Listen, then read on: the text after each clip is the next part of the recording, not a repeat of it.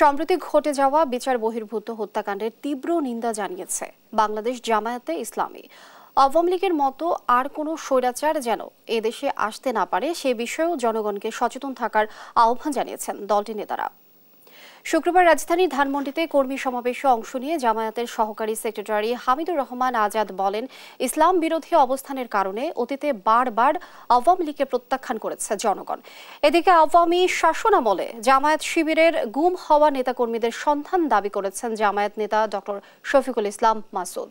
আওয়ামী লীগ বাংলাদেশকে ভারতের অঙ্গরাজ্য বানানোর জন্য বারবার চেষ্টা করেছে বলেও অভিযোগ করেন জামায়াত নেতারা।